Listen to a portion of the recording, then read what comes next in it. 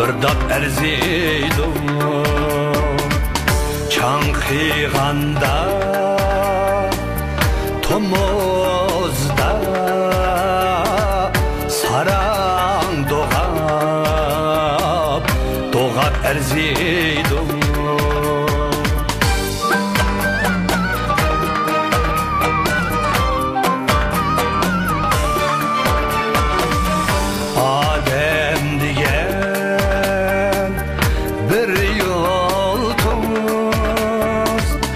Ana nurlu yaşı ata ölse asmamı düşse kulağım erziydim ata ölse asmamı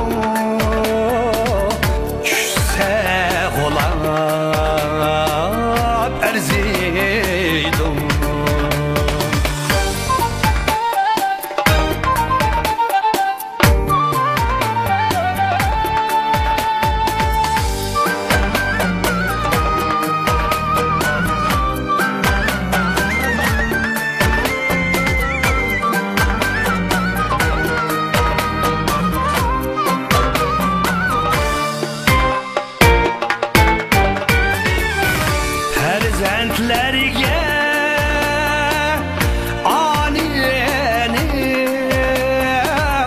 aciz tinimin kurban sunsa bana aniga bir zakavab erzidum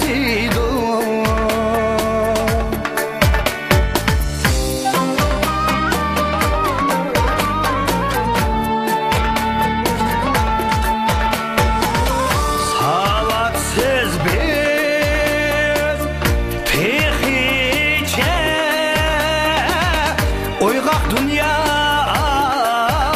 aldı da okucunda bolsun o diyen hitap erziydim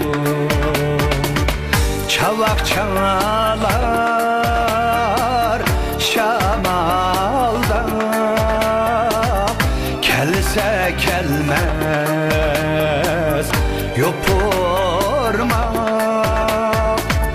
Ozok bersen yıltizdek Pinhan salap erziydim Pinhan salap erziydim